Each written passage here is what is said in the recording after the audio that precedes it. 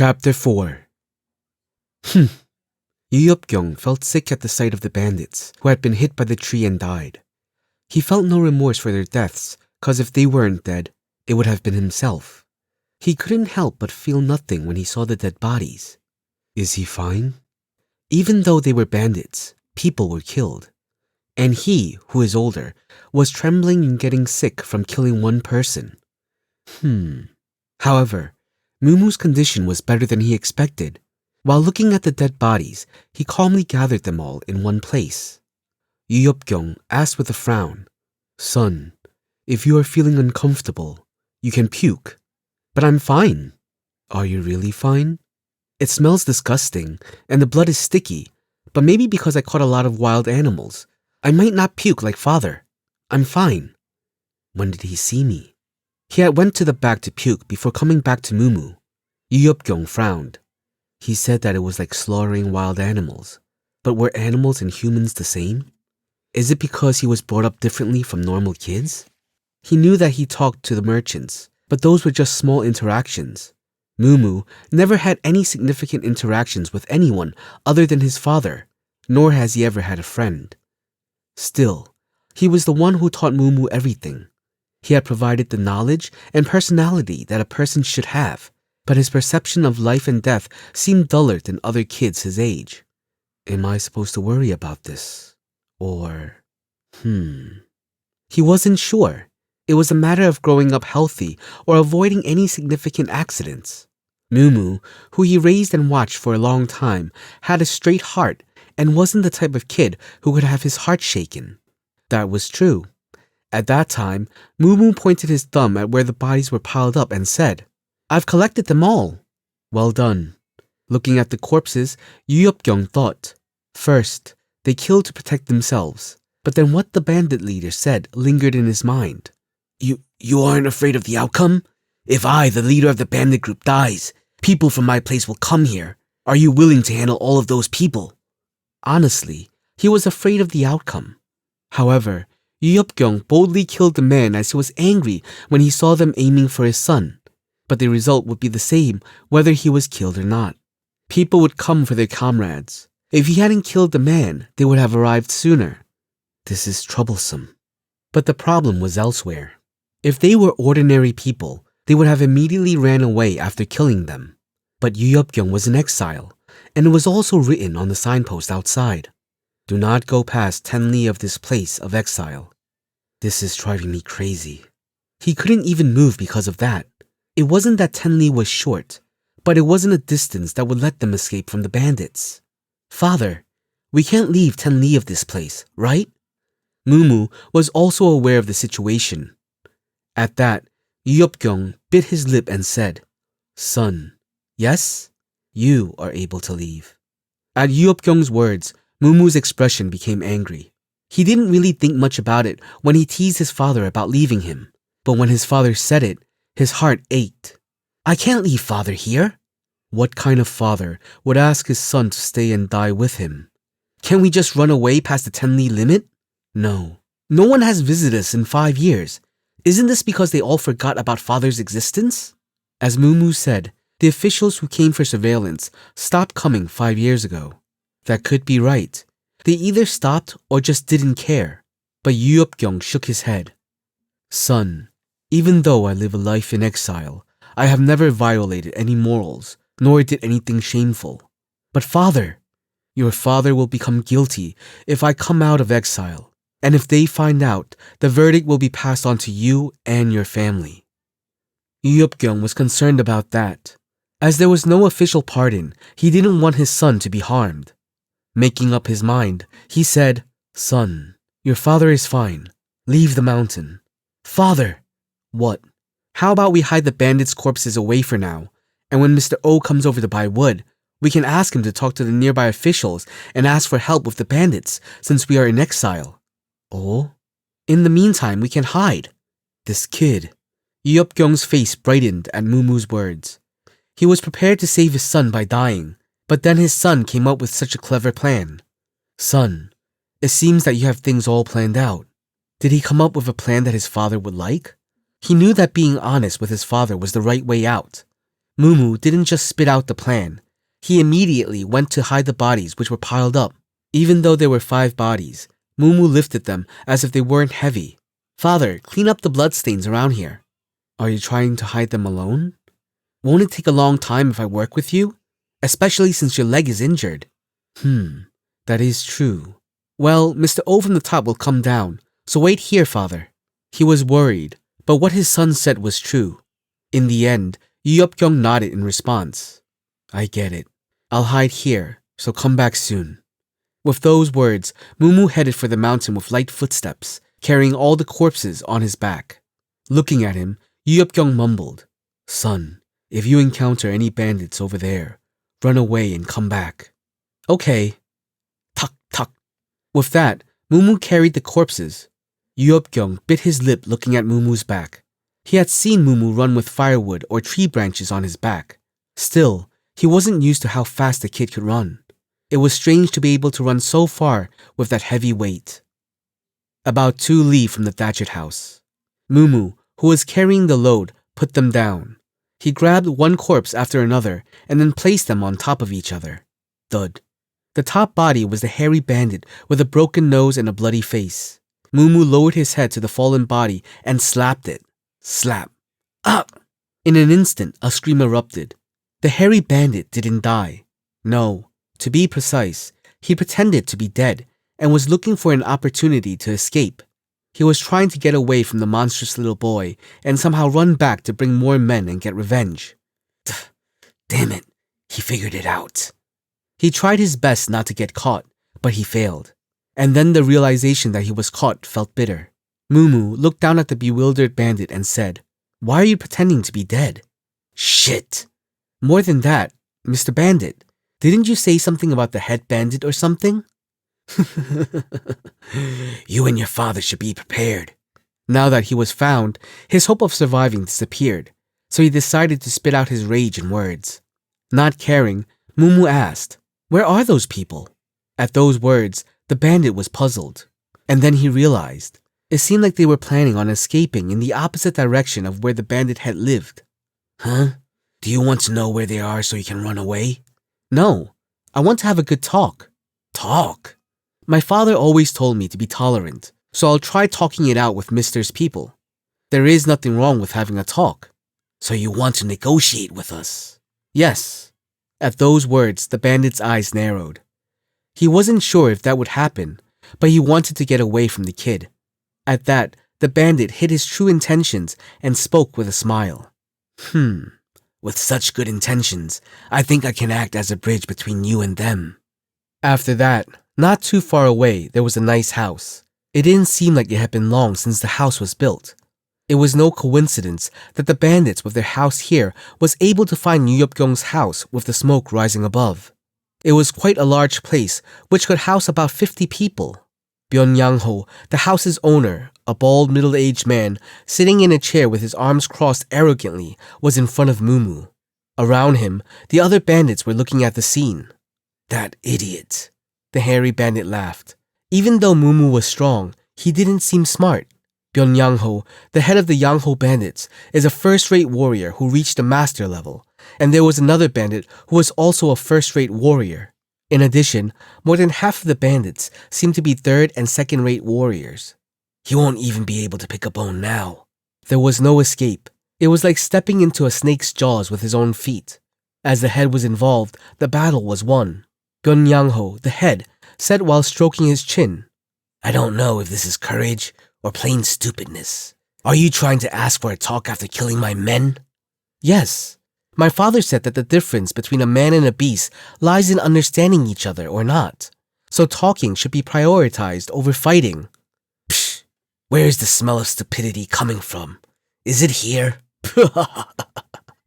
Yes, leader. The kid seemed to have studied a bit and is now here spitting out what he's learned. At Byung-yang-ho's words, the bandits around laughed. Mumu didn't care about it, but rather pointed his finger at the head and said, Your training isn't right. What? Your chest muscles are all tight and stiff. Byung-yang-ho was confused by those words. Was the kid making fun of this old man? Or was he deliberately provoking him? It was said that this young man was quite competent, but he couldn't believe what he heard. This foolish kid. That's right.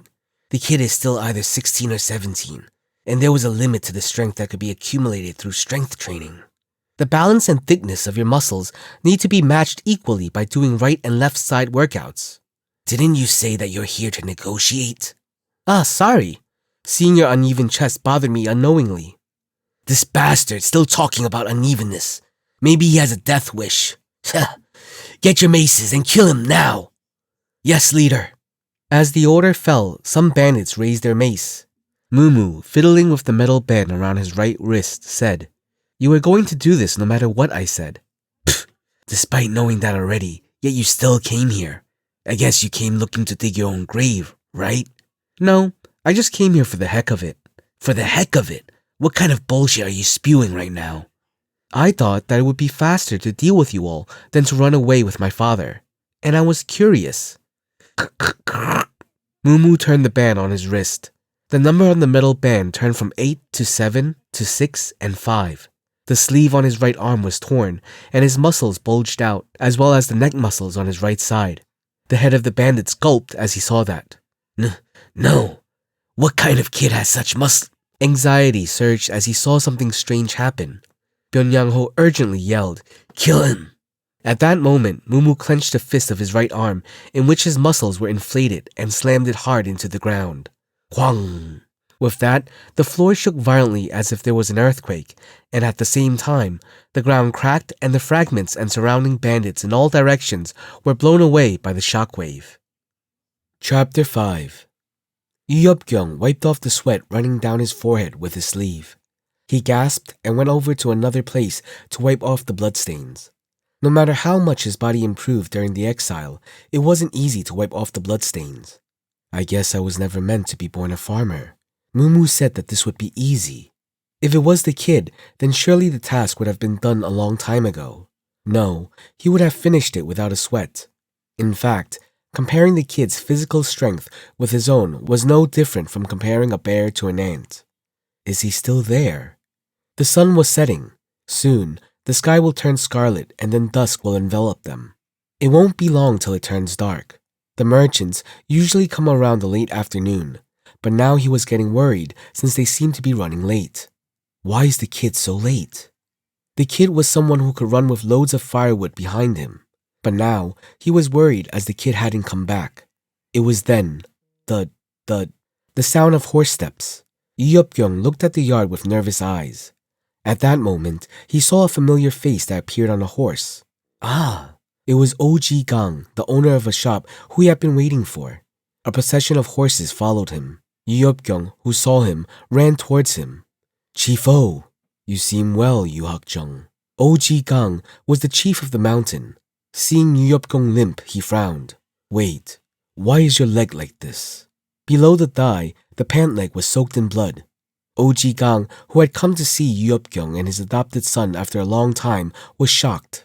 "What happened here?" "Oh, Chief, please help us. Something huge has happened." "I see that. Don't get too excited and talk slowly. What happened to your leg?" And then, someone stepped forward. A middle-aged man with a mustache and a long sword on his waist bent down and saw the wound the cloth was tied around and asked, "It looks like you were stabbed by a sharp object. I see that the bleeding has stopped. Am I right?" "Right, but you are..." Yu-Yeop-kyung knew everyone who accompanied the chief, but this person's face was unfamiliar. "You seem pale, and there must have been quite a lot of bleeding. May I take a moment and inspect the wound?" "No, the most urgent thing right now. I apologize, but this is more urgent." "Rip." There was no time to refuse. The middle-aged man ripped Yu-Yeop-kyung's pants. Except for the cloth used to tie the wound, his entire pants were torn. Yu-Yeop-kyung blushed from embarrassment. "No, please. This. You must have been stabbed with a dagger." "How did you..." Yu-Yeop-kyung was shocked. The middle-aged man grabbed something like a calabash from his horse and poured it over the wounded area. "As there may be metal poisoning, I lightly disinfected it." And then he took out a small vial from his pocket and opened the lid. It contained a yellow powder. The middle-aged man warned him before pouring it on the wound. "This will hurt a lot." It was as if a hot fire was being applied to the wound. Yeopgyung almost screamed, but then he clenched his teeth to stop himself. That was when he felt a refreshing feeling in the wounded area. This is Jinchuang medicine. I have extras with me. You can use this and pour it on the wound in the morning, afternoon, and evening. Ah, thank you. Yeopgyung was a bit taken aback when he was given the medicine. The middle-aged man looked at the cloth tied around the wounded area. How were you able to tie this so tightly? As blood wasn't passing through, the color of the flesh under the thigh turned white and purple. Yeopgyung was about to say that his son was strong, but then decided to keep quiet. As if pleading, he spoke to the chief. Chief O, help me out. My son is about to die. What do you mean by die? And our Mumu, why am I not seeing that child here? He has gone to hide the bandits' bodies. Bandits? Yeopgyung explained what happened. He mentioned the sudden appearance of the bandits and said that with some ideas and cooperation from his son, he killed them. In actuality, most of them were killed by Mumu, but he didn't mention that. A groan escaped from Chief O's mouth. For bandits to hunt in this place, which has been clearly forbidden. I too have been living here for a long time, but this was the first time. Chief O, please help me out. Please go to any competent authority and ask for help. Are you talking about the officials? And if possible, please take my son with you. What? I'm in exile, so nothing can be done, but I can't let my young child die here. At those words, Chief O looked at the middle-aged man. He scratched his head, flustered. Yeopgyung was nervous inside, wondering if the request was too difficult since he was in exile. Please help him, Chief O. In the end, Yeopgyung was about to kneel on the ground. Hastily, Chief O stopped him. You don't seem to get it. Actually, we came all the way here to bring you good news, but I never expected that you were going through something like this. Good news? It's urgent to bring Mumu back here. Once we bring him back, we will let you know the full thing. Constable Zhang. Yes, Chief. Constable? Yeopgyung's eyes widened. A constable is a government official who is in charge of investigations. It so happens the person they actually needed was this constable. Oji Gang smiled at Yeopgyung, who was shocked. Constable Zhang is from a prestigious Murim family. He has excellent martial arts and is courageous, so he will be able to bring Mumu back safely. At those words, Yeopgyung patted his chest. If that's true, then I'm glad. I was worried that Mumu might run into another group of Yangho bandits like these guys. Did you say Yangho? At that moment, the man asked. Yeopgyung nodded. The bandits said something like that before they died. Is there a problem? Chief, we must hurry. Is it something bad? The Yangho aren't just bandits. They're an evil sect group which belongs to the Green Forest 72 warriors who are active in this area. No, if it's an evil sect group, aren't they dangerous? Yes, and your child might be in danger now. Please hurry. I understand. Stay here and guard this place. I will go and grab the kid.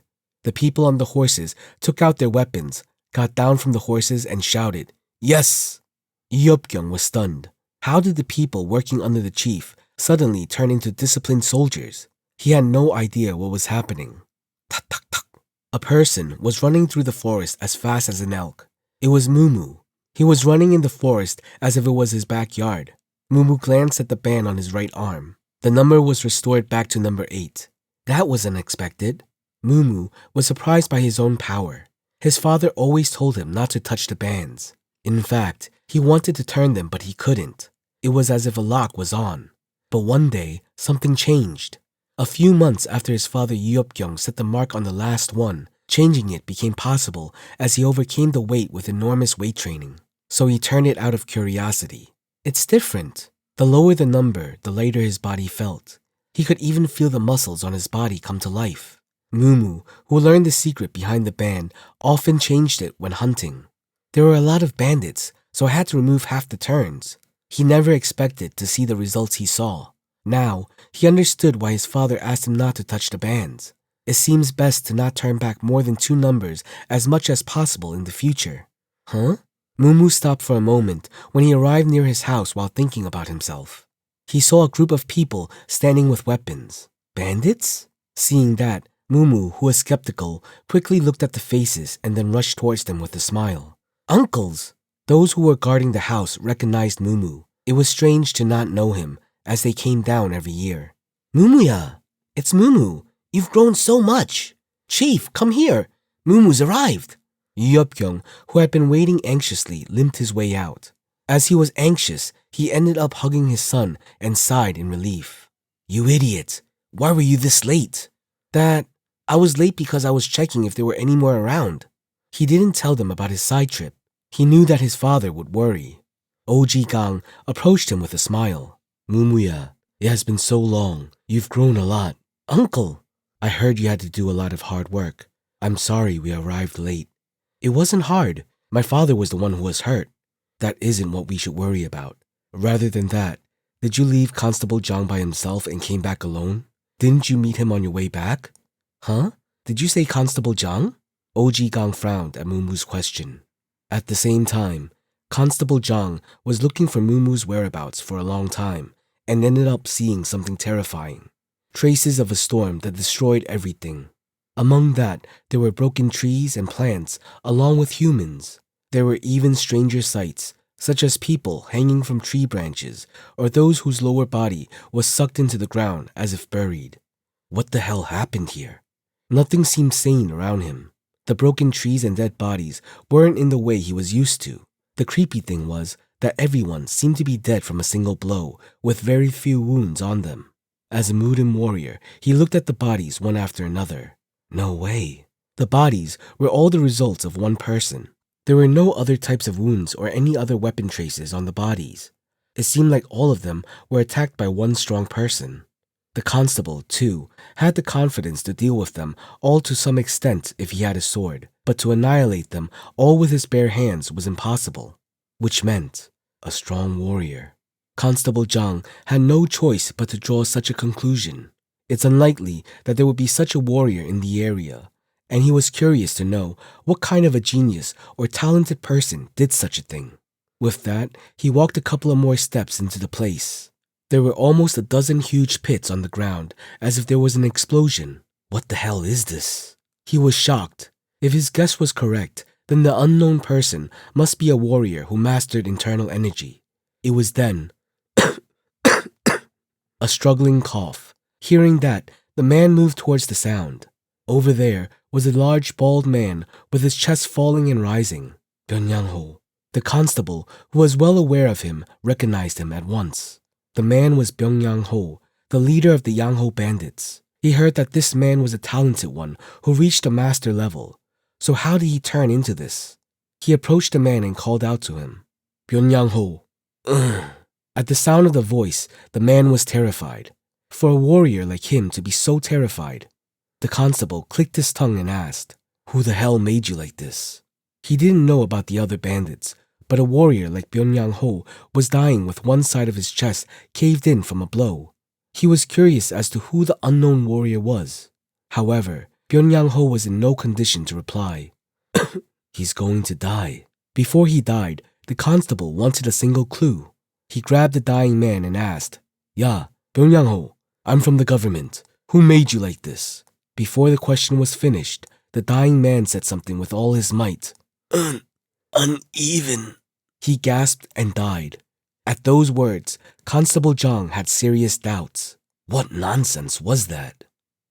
Chapter 6. Unable to get any clues about the man who turned everyone into squash, Constable Zhang had to return to the house where the exiled man was. It was difficult to associate the clue given to any warrior, but what was certain is that the threat from the bandits had disappeared since the entire group was annihilated. As soon as Constable Zhang arrived, he went to report it to Oji Gang. What? Really? That's right. It was coincidental, but we can just call it luck. This seems to be because of the merit and luck that Yu Hak-jung accumulated. Oji Gang said happily. At those words, Yu Yeopkyung sighed in relief. However, there was one thing he was concerned about. He turned his head and looked at his adopted son, Mumu. Clap, clap. Mumu was applauding with the soldiers, saying that it went well. Looking at that, Yu Yeopkyung thought that something was wrong. He has the bands on, so there is no way he could have done it. It was impossible to guess how strong Mumu was. He thought that he wouldn't be able to do such a nonsensical thing even if his suppressed power was released. But then, The sight of him uprooting a tree and throwing it came into his mind. He was in denial, yet he was concerned. Chief O, if there is a great warrior out there who is reluctant to get exposed, then we could be at risk too. We have you on our side, Constable Zhang. I too will be defeated in front of such a man. The opponent is someone who destroyed the base of the bandits with his bare hands. Oh, if the man was giving such a strong warning, it meant they had to listen. But before they departed, there was one thing they had to do. O.G. Gang waited for this day. He wanted to tell Yeopkyung, who was naive and virtuous enough to raise an abandoned child even after being exiled, the good news only he could deliver. He pulled something out. Yeopkyung's eyes widened at that thing. Chief O, that is a scroll of ornate patterns tied with a golden thread. That's correct. Chief O nodded. It was a scroll on which the orders of His Majesty, the Emperor, were written. O.G. Gang opened the scroll and with a solemn voice began to read. A deliverance of the imperial decree. Thud. As soon as those words were spoken, everyone fell flat on the floor, including Constable Zhang. Yeopkyung, who was injured, knelt too. From the Emperor. The only one who didn't was Mumu. Yeopkyung scolded his son in a hushed voice.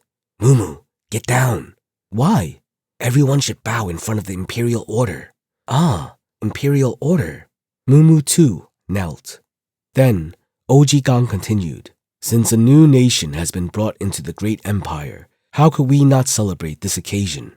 I will reduce this year's taxes, and those who committed crimes will be pardoned considering the severity. Ah! Yeopkyung's voice trembled. Although it was for the growth of the empire, he was being pardoned. He couldn't contain his joy as he had waited for this day to come for so long. The day when he could finally return to his hometown and see his family. I will follow the orders of His Majesty, the Emperor. He said that as O.G. Gang rolled up the scroll. The order is done, so get up. At those words, everyone rose. O.G. Gang congratulated Yeopkyung, who was staggering. I congratulate you, Yuhakjung. Yeopkyung was still in shock at what he heard. Chief O, who was given the imperial order? It was impossible for a low chief to be given it. If so, did Constable Zhang bring it? They would hand it to someone higher than a constable and pass it down even if that was true. At that, O.G. Gang spoke. I apologize. I didn't mean to deceive you, but I just couldn't tell you. There was never a situation where I could just come out and inform you. By any chance, you are... Yeopkyung considered the man to be an official. O.G. Gang smiled and said, You can speak comfortably. How can I, who lost an official position, speak informally to an official? Please, I hope that you will speak comfortably out of consideration for the friendship we have built over the years. May I ask who you truly are? Yeopkyung didn't refuse the request to be on friendly terms. At Yeopkyung's question, O.G. Gang took out a wooden plate from his arm and showed it to him. On it was written, Judicial Division of Punishment, 4th Rank Officer, Deputy O.G. Gang. Seeing that, Yeopkyung's eyes widened. It was the Judicial Division. It was an institution of the empire that governed the province. And when it came to being a deputy in the institution, it could be said that he was second in command and directly under the main division. He thought that O.G. Gang would be an official, but he was shocked when he realized that the man was a high-ranking official. Then, you weren't a chief? There was no way he could speak comfortably to the man. O.G. Gang waved his hands. I told you to speak comfortably. How can I even do that? Even if we do that, a deputy is higher than a hakjung. Oh, how can you put a scholar who worked in the best educational institution of the empire below an official who works in a province? You are twisting my words. I have respected you since the first time I met you.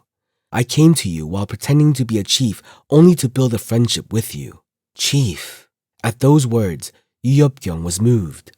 Now, he could understand why the other officials stopped coming to check up on them 5 years ago. It wasn't because they forgot about him, but because an official of the Judicial Division was directly stopping by the exiled place. O.G. Gang smiled. He too had been waiting for this day. Yu Hakjung. His appointment in the province was by chance, and he personally checked on the exiled person. And when he met the person, he fell in love with his personality. How difficult it must have been for him to raise a child who was abandoned by someone else, especially since it was a tough task for a bachelor. Seeing Yu Yeop-kyung in emotional turmoil, Oh-ji-gang said, Now, first of all, as Constable Jang said, we need to move. By now, the news must have spread everywhere. Huh? At those words, Yu Yeop-kyung looked wide-eyed. Mumu felt better seeing his father. It was his father who eagerly waited for his exile to end. Yu Yeop-kyung and Mumu were on the move on the 5th day too, while being escorted by Constable Jang and the others. Mumu, who was out of exile for the first time, was excited. He lived his whole life looking at trees and mountains, but seeing plain lands made him feel jittery. Yu Yeop-kyung was happy to see his son enjoy it. He was always concerned about his son, especially since the exile was in the mountains. In truth, Mumu wasn't even in exile. After coming out for the first time in 17 years, Yu Yeop-kyung was excited too. He was relieved from his frustration by listening to Oh-ji-gang talk about what has changed in the world. And that evening, for the night, the officers set up camp. Mumu looked at his father and Oh-ji-gang, who were sitting in front of the bonfire, chatting amongst themselves. Father doesn't spend time with me anymore. The first day or two was fine. It has been 5 days since his father has been with Oh-ji-gang, and Mumu was getting bored. The other people were all busy setting up the camp. Hey Mumu, if there's nothing for you to do, help them. Come on, come and get firewood. You're a man with power. Yes. You don't have to answer in such a disinterested way. Yes. You, At Mumu's voice, the others laughed. They had been seeing him since he was a child. For them, Mumu was like their young nephew, so they could guess how Mumu was feeling. A man touched Mumu on his forehead and said, Kid, if you're bored, I told you to help these guys out. Why are you looking so gloomy? I know that. It's just, father isn't acting fatherly towards me. This kid. The people were shocked by that. The father and son seemed to have an innocent relationship. Usually, boys of Mumu's age, even if they are close and respected their father, tend to be afraid of them. However, Mumu thought of his father as more of a friend than a parent. This was because it was just the two of them. It seemed like the environment played a role. Mumu, who grumbled that, moved and grabbed a handful of firewood and moved it. Seeing that, the people were shocked. It's as shocking as ever. Really? I don't even get it. He didn't even learn martial arts. How can he be that strong? Normal men couldn't lift that much. Every time they saw it, the more amazing it was. Mumu set the firewood down by the bonfire and asked, Uncles, I've wanted to ask this for a while. What exactly is martial arts? It was something he was curious about. This was because of the bandits, who kept mentioning it and associating it with Mumu's strength over and over again. They all asked if Mumu had learned martial arts and whose disciple he was, but Mumu couldn't understand it. Martial arts? We don't know about it either. How can simple officers like us know that? Martial arts is something that only Murim people learn, but I don't know how much of that is the truth. The officers said, honestly, they didn't know. It was because martial arts wasn't something that ordinary people could learn. One officer said, instead of us, ask Constable Jang. Right. Since Constable Jang is from Murim, he should be able to answer your questions. At that, Mumu turned his head. A little far away, he saw Constable Jang sitting alone and meditating. For the past few nights, he was doing that alone. Since Mumu had great eyesight, he would sometimes see Constable Jang wielding his sword alone. It looks like dancing, but is it a martial art? The movements were cool, but he couldn't understand why he moved like that. Go and ask. Mumu approached a man who was meditating. Constable Jang, who was circulating energy with his eyes closed, felt someone approaching him. Actually, he overheard their conversation to some extent. Mumu, Constable Uncle, what is it? He knew what the kid was going to ask, but still he asked, what is martial arts? Martial arts. Are you curious about it? Yes, and I'm curious about what Uncle is doing right now too. At that, he smiled. He too was interested in Mumu. The Mumu he saw working was definitely strong. The firewood and any other heavy loads Mumu would carry easily. Those muscles. At that, Constable Jang looked at Mumu's body and he was shocked. The body of a kid who hadn't trained in martial arts was so greatly developed. Even now, although his muscles weren't as great as when he was working with those bands on his limbs, he could still see how defined the muscles on his body were. He couldn't understand how Mumu trained his body so much. If only he was younger, I would have taken him as my disciple. Martial arts could be divided into internal energy and external energy, but Mumu was so developed physically that he will only need a little push to get into the field of internal energy. However, that was a problem. There is a limit to which internal energy can be learned, and if training wasn't started from an early age, people would end up feeling their limit. It will be difficult to break through the blockages. As the body grows older, the vessels that enable the circulation of internal energy develop blockages. That is why Mudim families make sure that internal energy training is started from a young age. I feel bad for him. Still, he seems interested in martial arts, so should I try teaching him a bit? Unless Mumu was his formal disciple, he shouldn't teach him lessons, but he could tell him the basics. Mumu. Martial arts means overcoming the body's limitations by balancing the energies inside and outside of it. It can be said to be a kind of physical training. The kid was a child of a scholar who worked in the Imperial Academy. He thought that Mumu would be able to understand it if he said it that way, but Mumu tilted his head. Training! Mumu glanced up and down Constable Zhang's body. At that, the constable felt a bit embarrassed. He couldn't understand why the kid was looking at him with those eyes. I see. My question has been solved. Thank you. Mumu bowed his head and thanked him. Wait up, Mumu. He called for Mumu. Yes? Something didn't feel right to Constable Zhang. It looked like the kid had lost interest in martial arts after looking at Constable Zhang's physical condition. It was a gaze that judged his body. He thought that he would have to show the child the majesty of martial arts. No matter how hard a body is trained, there are limits, and physical training alone could never overcome internal energy and its techniques. Mumu, I think this uncle seemed to have explained to you what martial arts is incorrectly. Is that so? Showing is better than teaching, right?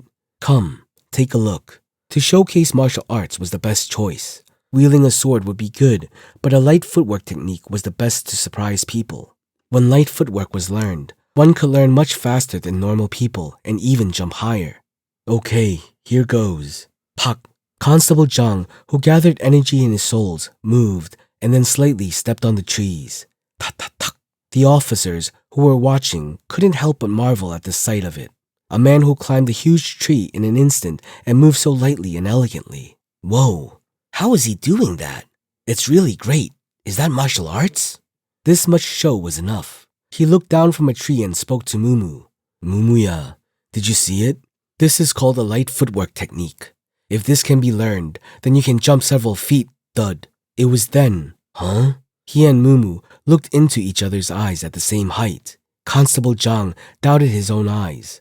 With one step, Mumu jumped to the top of the tree in an instant. The mouths of the officers, who were shocked by the constable and who were now shocked by Mumu, were agape.